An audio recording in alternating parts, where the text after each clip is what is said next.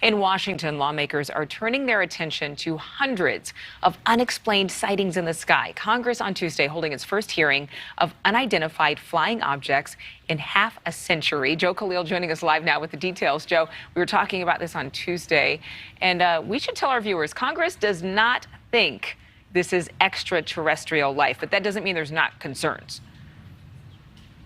Yeah, I mean, they're not, ruling anything out. The bottom line is that for the vast majority of these encounters, they simply do not have an explanation. Even with the best intelligence capabilities in the world, we just don't know what these things are. And so, yeah, to the extent that we don't know what's flying up in our airspace, that is certainly a national security concern.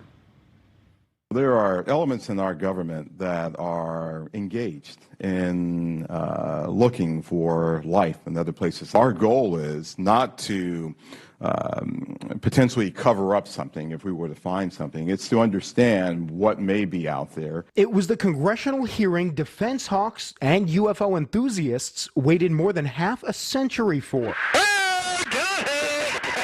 UFOs, or UAPs, unidentified aerial phenomena, as the Pentagon calls them, took center stage. There are a number of events in which we do not have an explanation. That's how Deputy Director of Naval Intelligence Scott Bright answered a question from Congressman Adam Schiff about multiple videos, now declassified, showing flying objects that move at such high speeds and change direction in ways that defy the laws of physics as we know them. Appear to demonstrate advanced technology. Some of them appeared to remain stationary in winds aloft, move against the wind, maneuver abruptly, or move at considerable speed without discernible means of propulsion. That's pretty intriguing. Even as the Pentagon declassified remarkable videos showing UAP encounters, the big concern among lawmakers wasn't extraterrestrial life, but rather whether these technologies belong to an adversary like China. As much as this topic may help us better understand unknown activities of Russia and China, I am on board.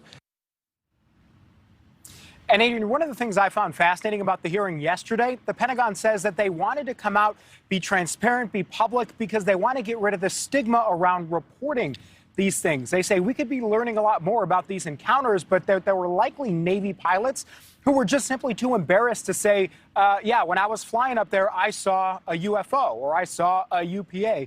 So certainly something, to consider, and they're, I think, achieving that goal by just being public about it. Yeah, it's really interesting. Thank you, Joe. Thank you so much for watching. Make sure to click on the red subscribe button below so you can get more of NewsNation's fact-driven, unbiased coverage.